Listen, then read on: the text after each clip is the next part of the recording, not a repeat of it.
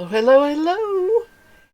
Hello. It takes me a minute to get that chat set up and everything kind of in place, but welcome, and we're going to deal with this lovely pile of Coopworth lamb locks and do all sorts of things with it tonight. So, I'm going to be working on this quite a bit, and as viewers join us, I will kind of catch them up a little bit on what's going on. And we're just going to have so much to do tonight that I'm going to start right off the bat. As you can see here, this is a Coopworth lamb. There's a pound here. And the vast majority of it, it's raw, it's unwashed. The vast majority are these locks. And so when I saw that after buying it, I was like, okay, I better specifically work on a process to keep those locks intact and go ahead and spin it by the lock. When I say spin it by the lock, I am talking about taking a lock to the drafting zone starting at the cut end after it's washed and spread out, and drafting it right in there and spinning as thin as possible. So that's the goal for this. This fleece is extremely soft. It's really, really lovely. It is dirty, of course. It does need washed. And that's what I'm going to work on here tonight, is deciding which locks get washed how. If you take a look here, I've already pulled a few out. These long ones are all through it, but I also have a lot of these little short ones. See how short those are? Almost think they might be second cuts. Excuse me. Except, see, they have tips on them. They're just where it grew shorter. So, anyway, I need to process the longer ones and the shorter ones different. Now, this is not like I'm going to measure. I'm just eyeballing as I'm working on them. When you pull a group of locks out of a fleece, a lot of times you're not going to have a whole fleece that's locks. You're going to have areas maybe back across the shoulders that are these nice locks or whatever, but you're not going to always have a fleece that's all locks. You might with an adult Coopworth, and that would be something that you could do exactly what I'm doing. But I have a feeling this is because the lamb had not been sheared, and it's the first time that this lamb had a shearing, and it had all these lovely locks. When you grab a handful of them, you're going to get extraneous fiber with it, and I am pulling that out of the way and just laying it over here in a little extra pile and kind of cleaning the lock up. If I don't think the lock looks like it's intact enough, then I'll lay it aside over there too. So we're just going to work on that a little bit, and I'll tell you about a couple things that I wanted to talk about that's not exactly this. I'll talk about this as I run into something, but I have run into something already. See these? These are very corkscrewed as opposed to these, which are nice and open. These are the ones I want to spin from. These, I think, are too short to spin from. And these are in the middle. They're long enough, I could spin from them, but I don't like the fact that they're not very open. It would take a lot more work. So that's why I'm coming up with a third category there. One of the first things I wanted to talk about tonight is the last teach-in, when I had the blending board out. If you watched it and you saw that at the end, pulling off the last row log at the top, there were, I was having trouble getting it off the dowel. That was so tight around the dowel and everything. And I had a viewer contact me through Ravelry. She was talking in the Yarn Spinners spinning group on Ravelry, and she says that when she uses the blending board and she's rolling that fiber up on a dowel, she also includes a knitting needle. And what she's doing is you still get that tightness around the dowel, but you also have that knitting needle making a little bit of space. You pull that out and you should have a lot easier time sliding that row log off of that dowel. I haven't actually tried it, but it's a really good tip, and it certainly intend to do that from now on as I'm working with the blending board. I did eventually get that row log off of each of the dowels. I'll show you here.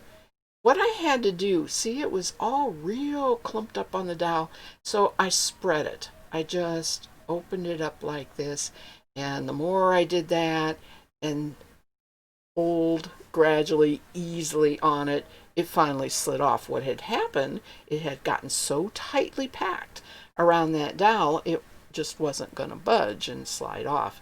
So 2 tips. One, if you're having trouble getting it off, just take, while it's still on the dowel, and kind of open that up just a little bit like that, and it should slide a little easier. Or if you want to plan on being able to get it out easier, you can go ahead and put a dowel in there. I put a knitting needle in there while you're wrapping it, and then hopefully you'll have it all loose and ready to go.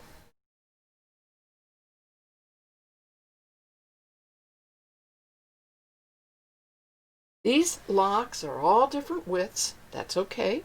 That doesn't matter.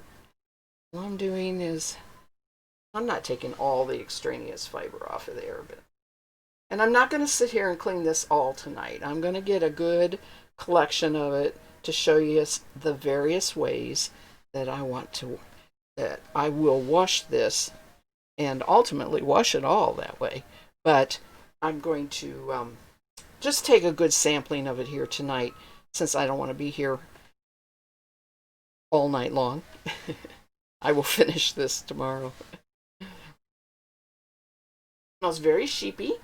It's not unpleasant, though. It's got a fair amount of lanolin. It's been sitting out all day, and I am in air conditioning, so the heat hasn't really drawn out a whole bunch of lanolin, but it's pretty nice. It's going to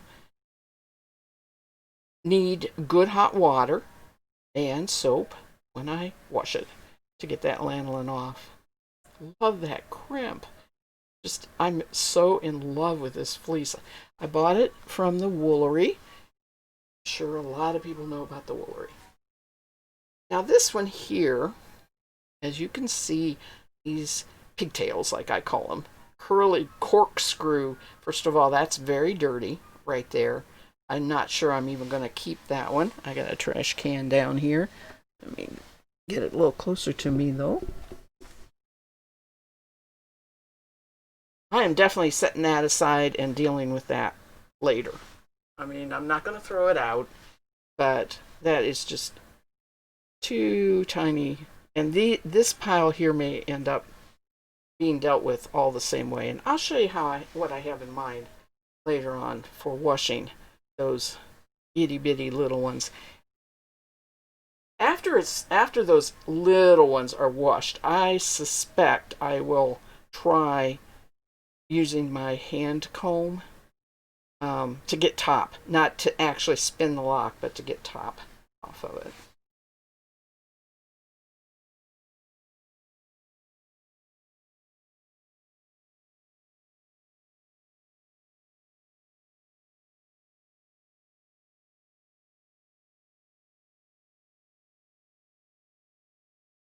There is one other little bit of business news, whatever, I wanted to talk about working on this. One of the things, if you are familiar with Twitch and what you can do, one of the things is I can take and make what is called clips.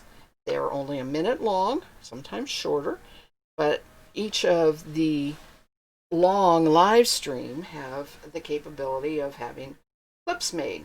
And I try on the teach-ins. I don't do any of the clips, with the exception I did my cat on this last spin-in last Sunday, just because it's unusual for my cat to come and visit while I'm talking and live streaming.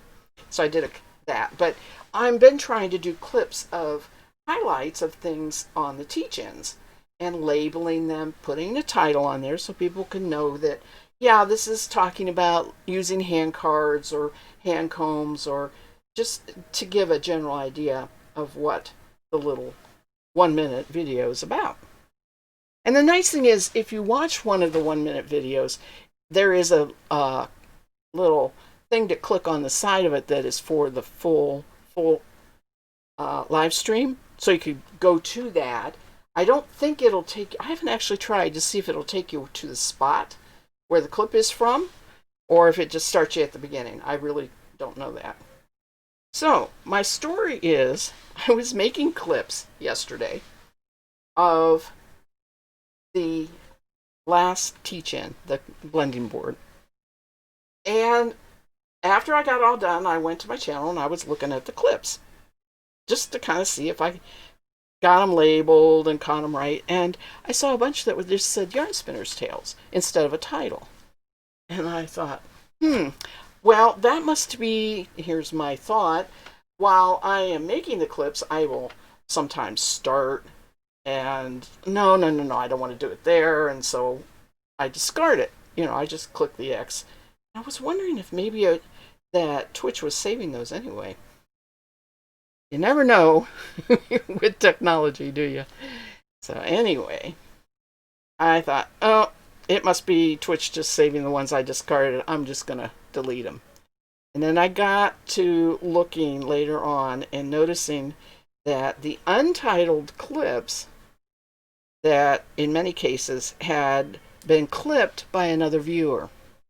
And that's something you can do as a viewer. If you see something as the live stream's going on, I don't know where it is, but you're on Twitch and I'm not. I'm on Streamlabs, which is something that talks to Twitch.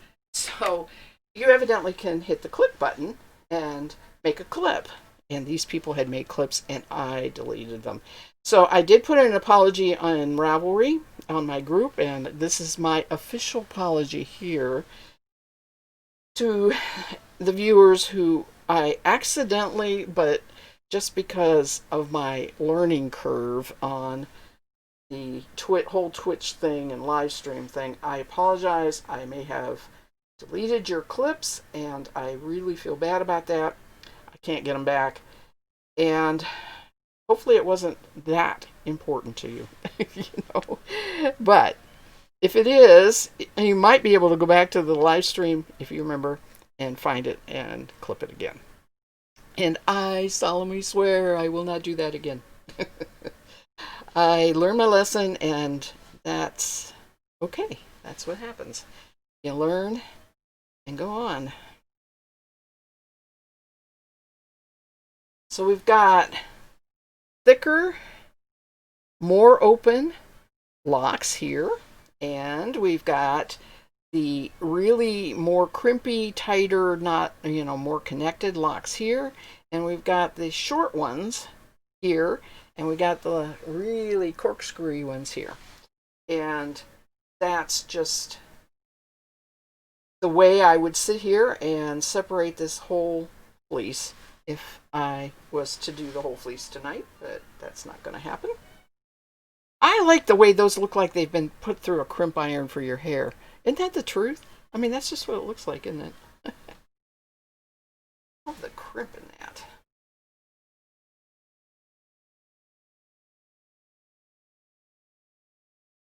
I'm kind of cherry picking here, looking for some good big open locks.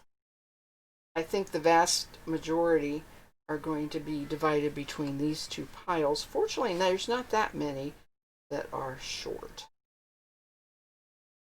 Let's see.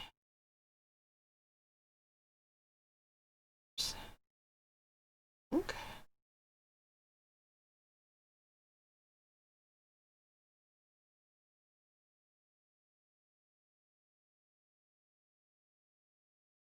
Call these open.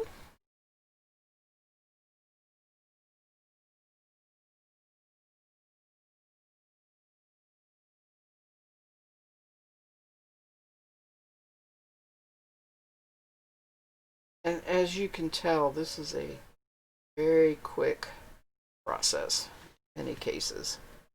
Not thinking too hard about it, I'm just doing it.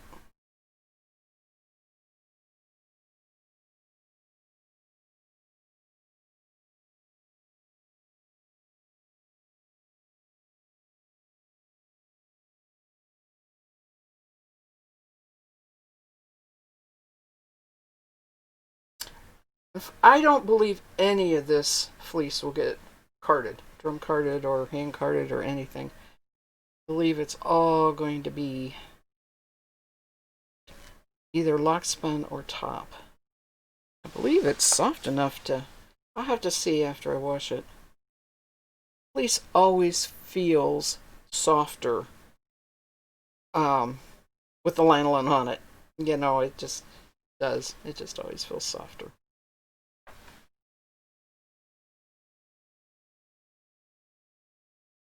And some bigger locks.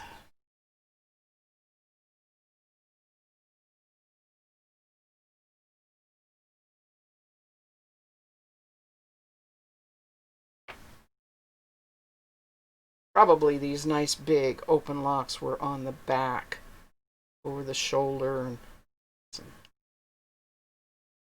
stiff there.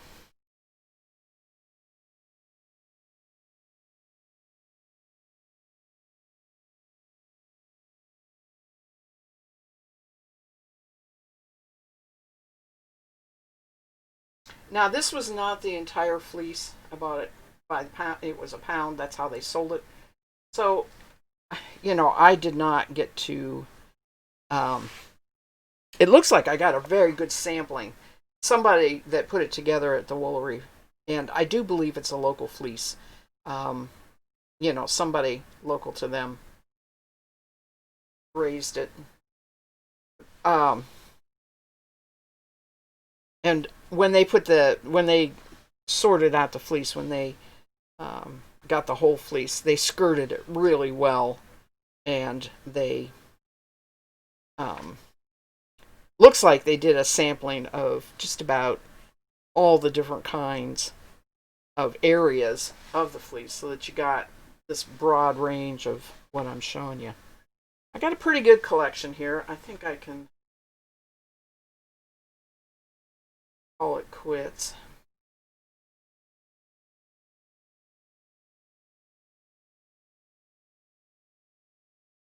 Okay.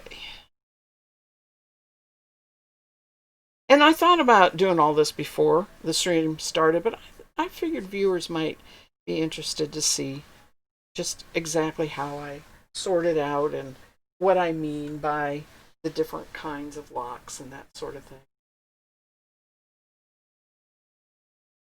And it's kind of like eating potato chips. You know, you look and, oh, look, there's another pretty one. Oh, look, there's another pretty one. Let me get the bag that this goes into here, because we got a lot else to do.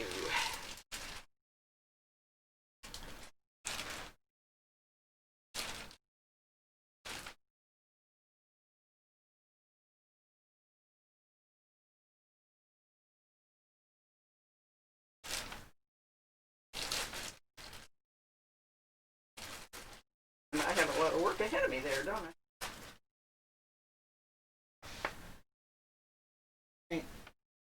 These are that I didn't get too many of these. I'm going to probably address that tonight, since I don't really have that many of them. Mostly good long lengths.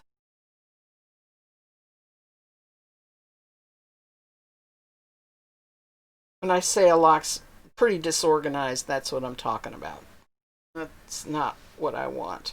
And what I do want is there are 3 locks here, and I want to be able to kind of see all around the lock. That's what I mean by an intact lock.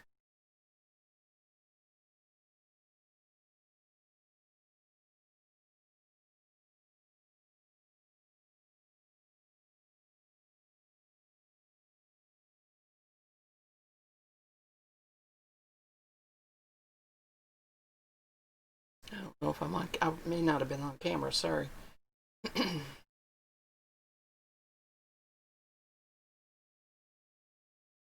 And I had my ends all going one way and the other, and now I've got that mixed up, but I'll sort that out.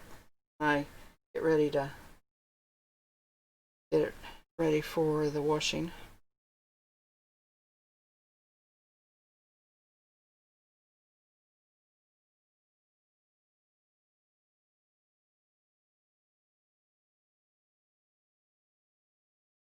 Some short.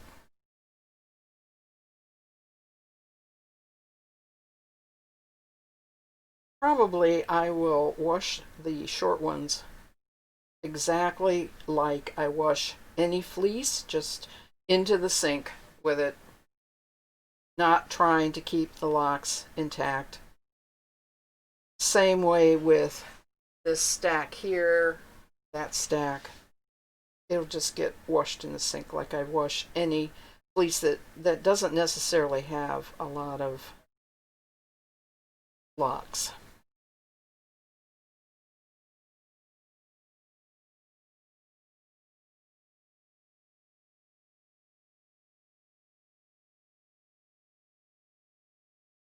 Told you it was hard to stop.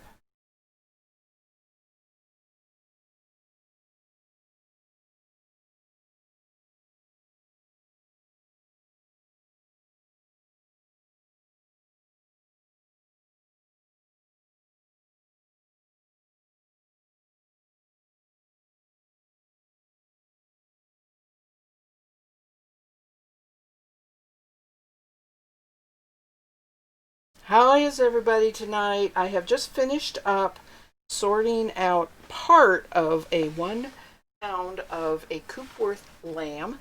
I have locks that I am going to wash in different ways. These 3 piles back here, I will be throwing into the sink, I will be putting in the sink with soapy hot water, just like I would wash any fleece.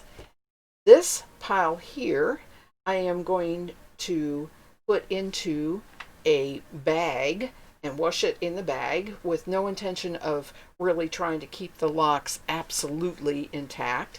And I'm going to show you that later.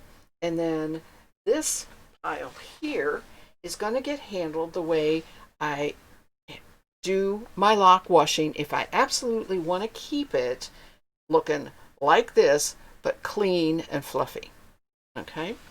So I want to tell you that I got this information from this book. It's by Margaret Stove, and it's a book that's been around for a long, long time because she's an expert on spinning merino. Now, I'm not spinning, this is not merino, but the concepts are the same. Merino is much more delicate. You got to be really careful with it and everything. It felts easily. You won't get a good separate lock if you mishandle it. So anyway, the information came from this book on how I put these locks into a mesh nylon net bag and get them ready, and I'm going to tell you all about how to wash it. But this is where I got the information, not only on how to wash the locks and keep them intact and everything, but also how to spin locks, especially merino, which has always been a challenge for me. So it's a good book. It's by Margaret Stove and all about merino. So the first thing I'm going to do here, if you recognize these are what you get berries in, strawberries. Now they've gone away from using them lately. I mean, and they're using cardboard, which is way more recyclable. But these I have kept over the years, and so I'm going to let me turn my teapot on here. These I'm going to try as an experiment these little corkscrew locks. I'm going to put them all in. I'm going to put them in here, go in the same direction, although that really doesn't matter. to take the dirt out. Little shortcuts. It's going to lay a couple layers here into one. Not being real picky about it. It can lay on top of each other.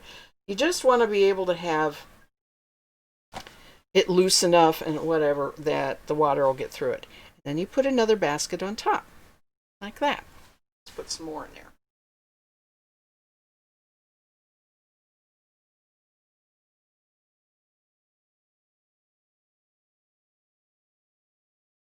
Now, all of these have tips that are dirty. And one of the things she specifically mentions about spinning from the lock and a merino lock and all that is that it is worth your while to cut the tips off before you spin it. But she cuts them off, or actually flicks them off with her, like this. She pulls them off after the lock is washed. So I'm not going to worry too much about whether those tips come out clean or not. There. And there. I'm only going to do a couple of these, but you can stack these as high as you want, depending on the depth of water. If you put them in your sink, then of course what you want to make sure is that you have your locks completely submerged and soaked. And what I'm going to use tonight is a bucket. And I want to see, I don't want to make it too deep. I have a limited amount of water. I have an electric kettle that is heating up here that I'm going to be using for the hot water. So let me do one more.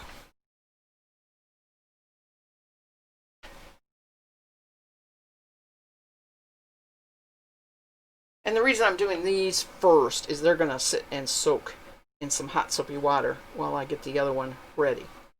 These are the only locks that I will wash. These locks over here will not get washed tonight. After they're prepared, they will get washed at my kitchen sink, not here in a bucket or anything. Okay. I'm going to put a couple on the top there, one on the bottom. That's ready to go in. I'll put what I'm going to use. It's called Unicorn Power Scour. Probably gonna, there it goes. And doesn't take too much. Makes a nice washing solution for fleece.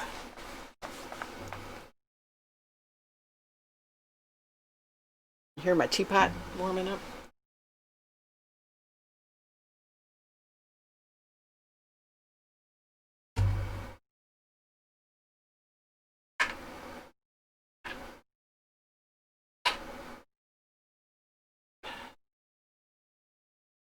Now while I'm waiting for that teapot, I'll show you this. I have various mesh bags. This would be for washing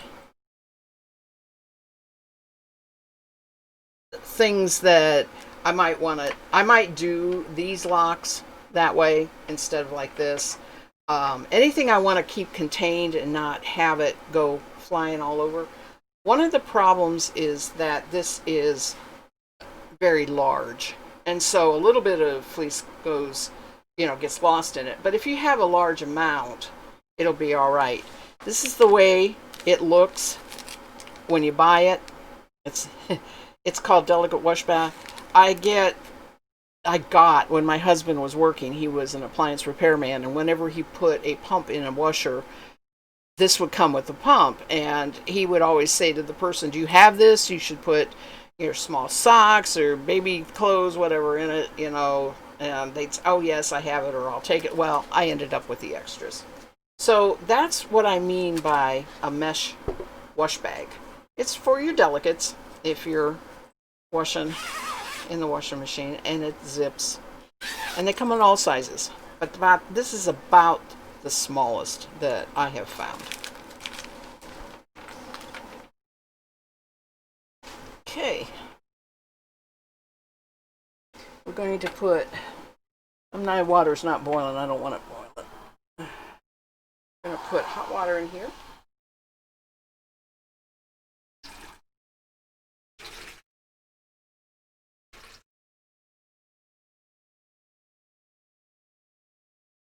And we're also going to put a little bit of cool so I can put my hands in it. That should be deep enough.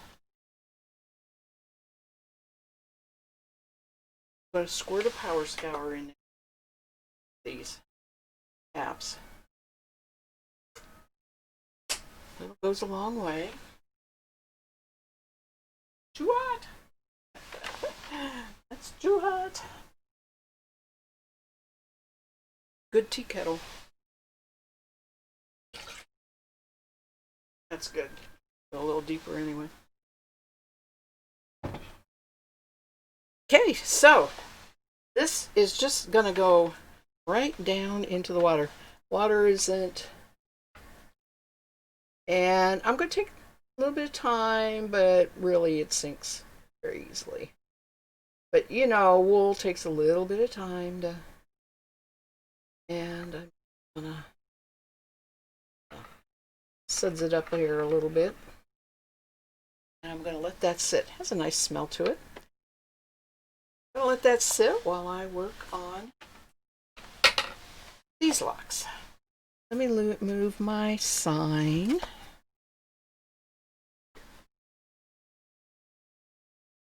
This is what I call my nylon net method. A short one here. I also have mostly one that's twice this long, but still this wide. And I can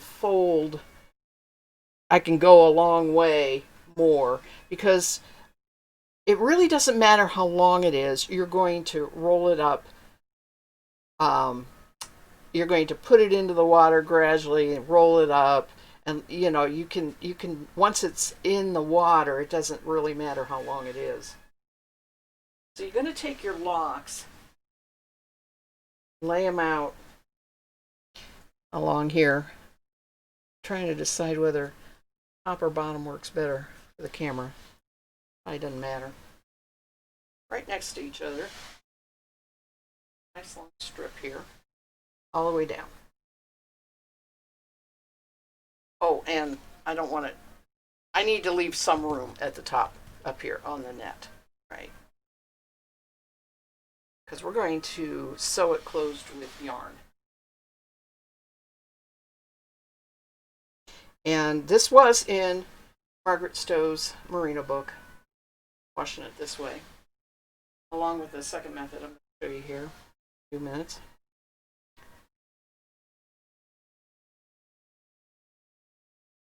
The whole reason for doing this is that you want the locks to not move around.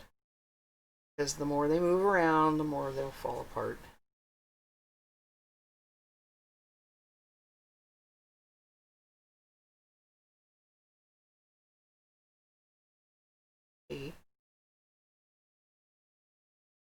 And like I said, this is not going to get the tips clean because it's only going to take the lanolin out and, you know, make the wool nice lanolin free. Anything that's connected with the lanolin is going to go away. That.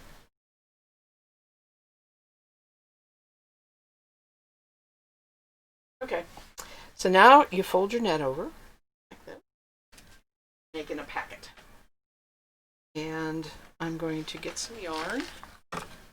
Oh, camera. I guess it's still all right. And as you can see, I'm just using old acrylic yarn. It has no color to it, which is a good thing. And to bleed in the wash. And I have a great big plastic tapestry needle here.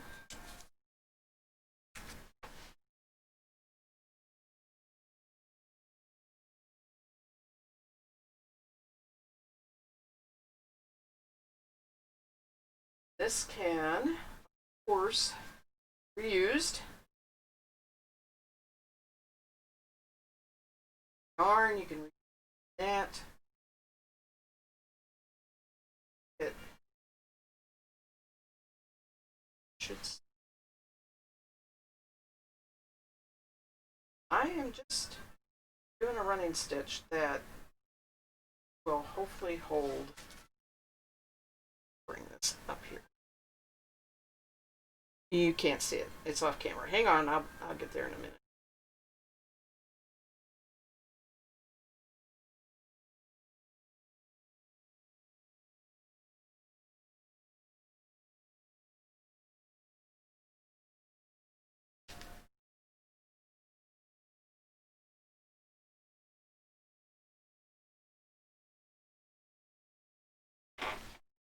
Okay.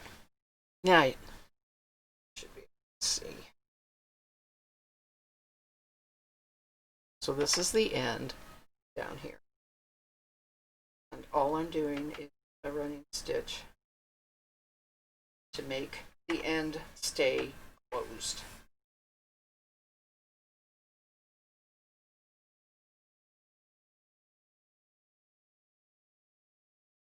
I'm going to sew the wrong way. I'm not used to sewing this up this way.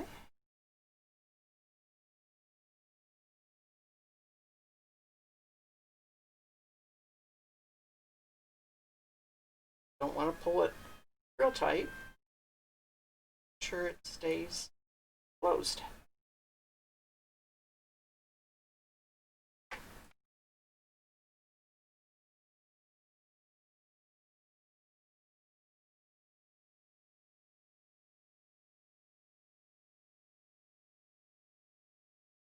Looks like I could have put some more locks in. They shifted.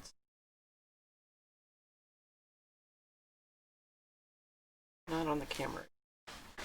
Get to look at the camera.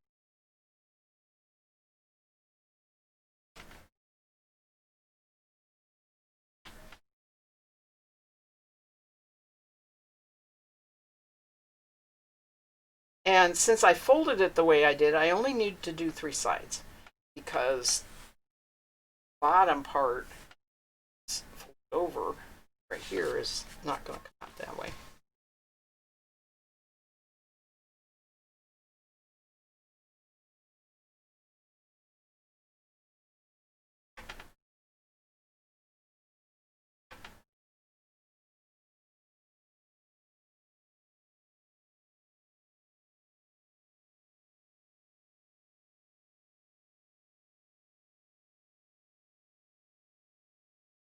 And as you can see, I'm rolling it up.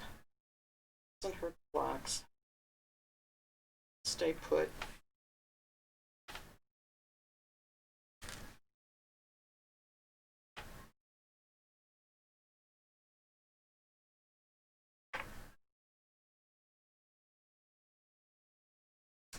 So this is Coopworth lamb locks that I took off of a pound of Coopworth raw fleece, and I have picked out specifically the more open and longer locks in order to wash them in a way that I can then spin the single from the lock and not have to cart. I will use a comb, a dog comb, to open up each end, but it's not like I'm going to use hand combs to make top or run it through the cart or anything like that. I will spin it directly from the lock. This is also a way to dye locks. if you want to, but I don't like the unpredictability of it. I prefer to have my locks laid in a open, shallow glass pan and um, have them sitting in the dye that way.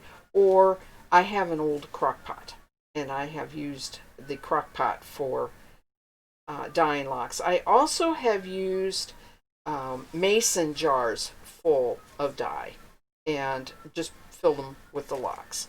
But I don't wrap the locks. When I'm dyeing, I don't wrap the locks up in it. I just use, just make sure I handle them carefully, especially rinsing. Okay, almost done here.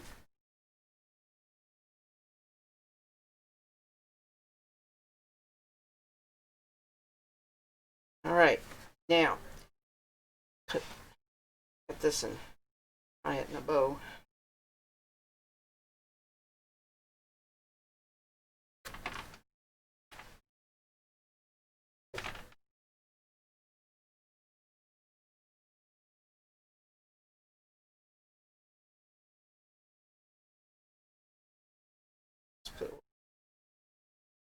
If I waste a little yarn, that's okay.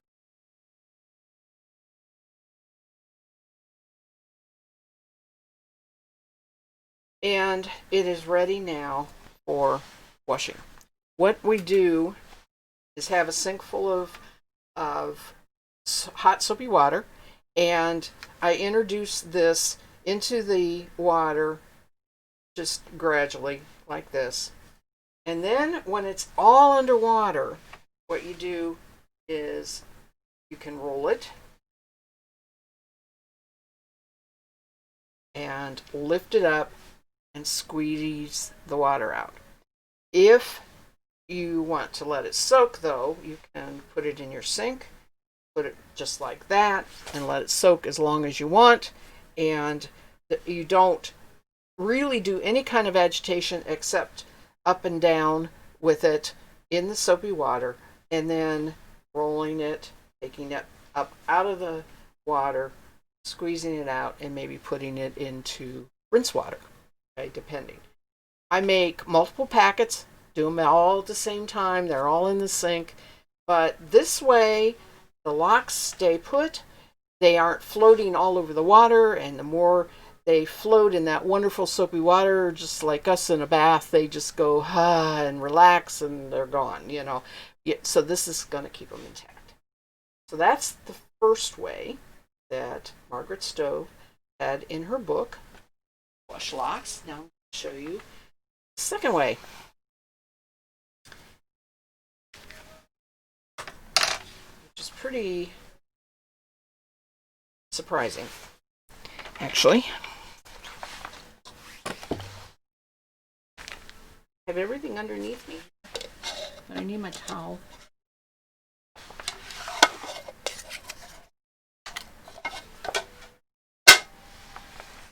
There it is. All right. Put a towel down. We're going to get wet.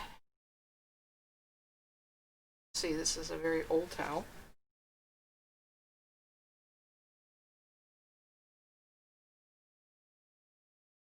Enough layer.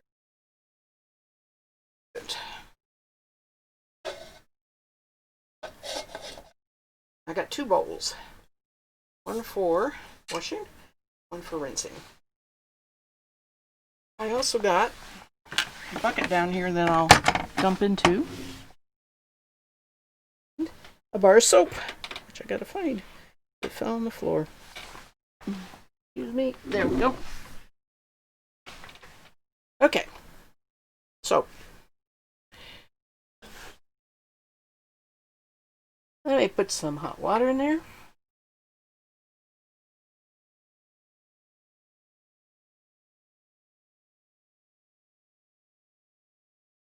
It's too hot for my hands, so I'll put a little cooler.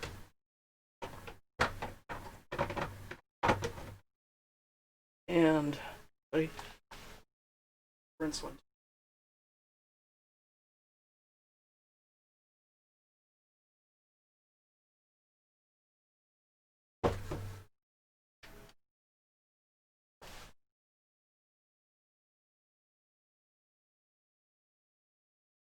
I want it pretty hot.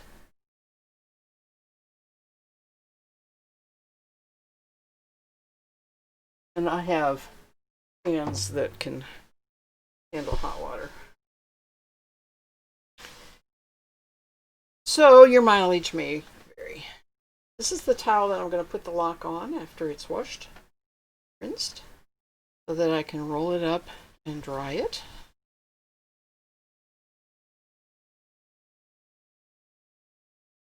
And no.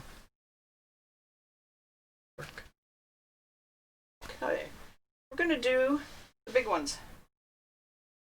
And you take a single lock, get it wet, holding on to, she said, mostly the tip. Okay. So we're just going to get it wet. That's perfect.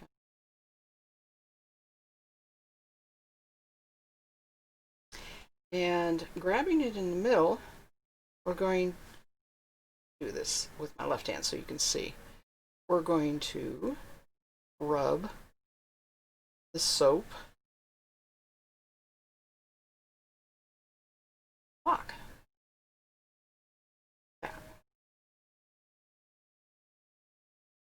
Turn it over, rub the soap on the lock. Now, again, she was not saying don't worry about the tips. You're just gonna, and then rinse it. That's water's gonna get soapier, so rinse it one more time over here. Notice I'm handling it with the tips. I'm going to very carefully squeeze it. And it's soapy. I don't want to squeeze it like that. And lay it out. And that'll work.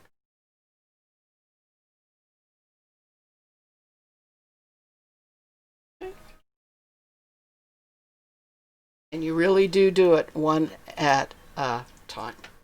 It's a very pleasant winter activity, if you want to think about it that way. And also do it this way by running it over the soap.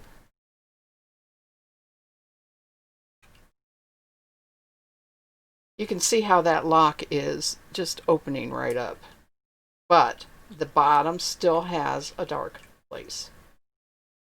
One quick good rinse, bit of a squeeze,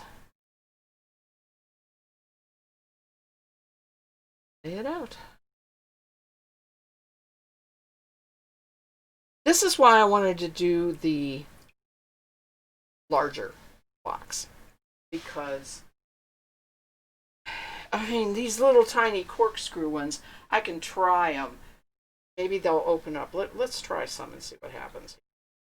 But the point is, and as you can see, I've got the soap here and it's rubbing it. Bar of soap. She says in her book, the actual specific directions are grab the lock in the middle, soap one end, soap the other end. I'm getting soap on both hands, and that is the trick. I really do want to try and keep one hand soapy and one hand for the rinse. But sometimes that's tricky.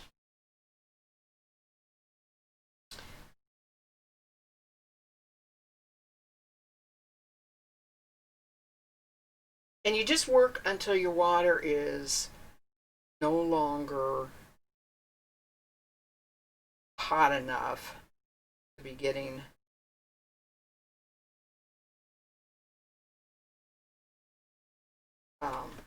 lanolin out. Change your water, and especially the soapy one, you're going to be changing fairly often.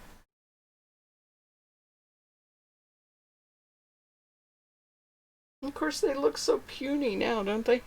But they will just puff right up. And I am going to be sure to show these both on Sunday's spin in because they'll be dry by then, and then next Wednesday too. I have no idea what the topic's going to be on Wednesday, but I'll do a little bit of follow up and show you.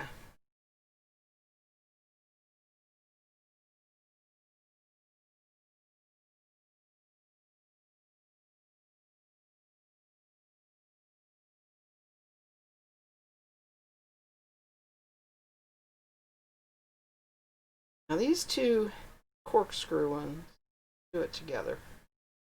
See what happens. I'm thinking they'll just fall in line here.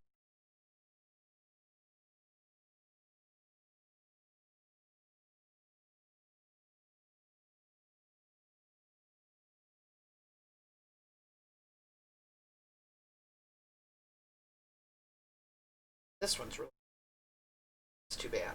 Oh, see, and that's what happens when you do two of them together. That's what happens. You end up with it splitting and kind of falling apart and being a mess. So, no, one at a time.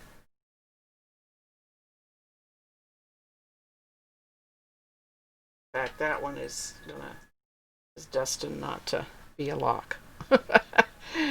That's a row. Let's go back to this.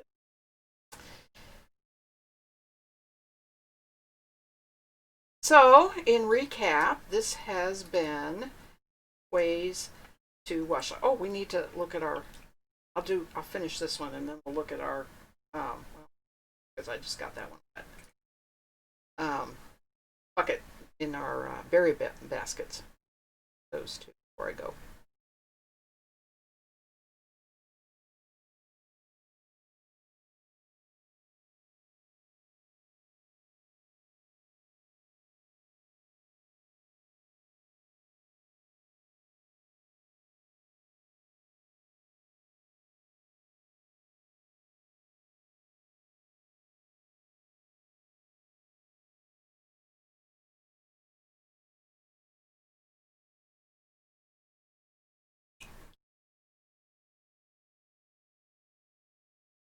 But that means there's a total of 3 ways to wash them.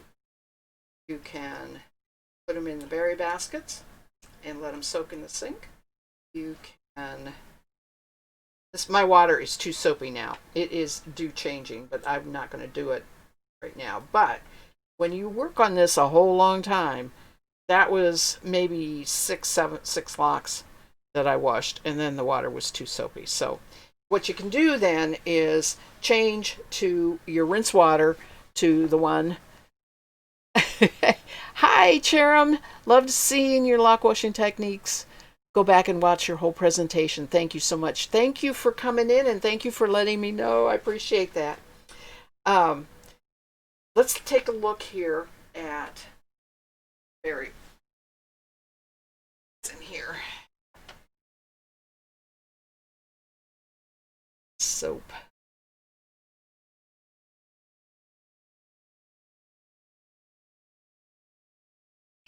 And normally I would dump this, whatever this is, the sink or whatever, I would dump it. The water is still very hot. And you can just go up and down your heart's content, as far as getting the soapy water through them. But then you do have to rinse them. And to be honest with you, I don't have the depth to rinse them like I would in my sink. So I am going to take them out and rinse them individually and put them on this towel with these. So the brown, this side is going to be what we did by hand with soap. Roll those up. It's on camera. Like that. And the label side Gonna be our berry basket. That way I can kind of compare. See? Good. All right. So there they are. They're all wet, mushed, soapy, very soapy. And do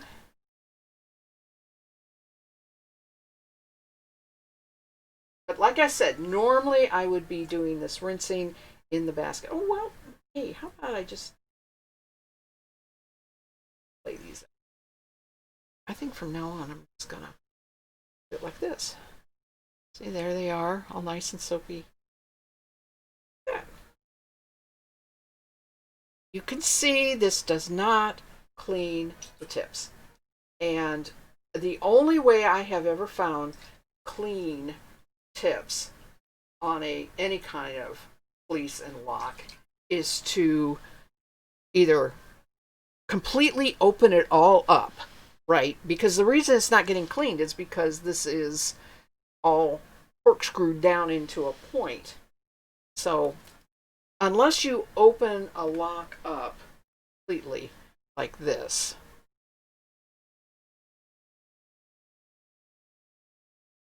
before each washing, that's the way you would have to open it up. And then your tips would get clean. So you want to take the time to open up your locks like that and then do your hand washing. I probably will be doing that as I'm working with these nicer, longer locks, because I don't like the fact that I'm going to lose half of that lock or have to spin it in there with it. A couple more to rinse here.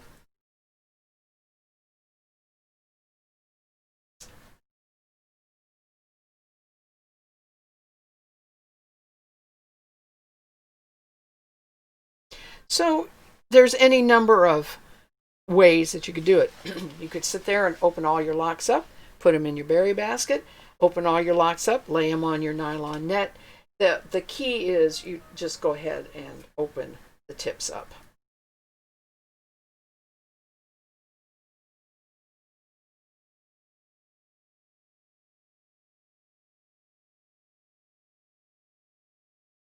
Gonna run out of room. I'm gonna do a second layer here. All there is. I'll just stick some under. Now I will leave that in the towel for a little bit, but I have a mesh dryer, that hangs from my shower rack, and I will just lay those very carefully out, and they will dry just like I dry any fleece. So that is the end of the lock spinning demonstration. Lock spinning, no, the lock washing demonstration. See, my brain goes a lot faster than my mouth does. The tip, okay. Cherami's action. Do you have any tips for telling the tip end from the cut end for unwashed blocky locks? Dirt. that really seriously dirt would be the tip. And if you really can't tell, then the only other thing they've probably been cut before, and you don't have the animal was recently sheared enough that it never really made a tip, but I've never really had trouble because there is always a distinction of what was outside and inside because of the dirt. And even if you buy a coated fleece, they tend to rub some. You might see some felting, and you just have to do a little bit of good investigating of it. And if you honestly can't tell, I would just spin whichever end and not worry about it. The only reason I spin cut end to tip is it's just a lot easier to spread that cut end out and do the catching when I'm spinning. But that really isn't because I'm particular about spinning the cut end for all the time. It's just a convenience to spin it that way. Thank you all for watching. I have I can see when other people watch the live streams after they're over. I've had a lot of viewers. My followers increase every day. I'm so happy about that. And I really appreciate you taking the time to watch. And I hope you are learning. I welcome your questions. I have a Discord account under Yarn Spinners Tales. You can go there and leave me questions. You can pop in at a chat anytime and here on a live stream and ask me questions.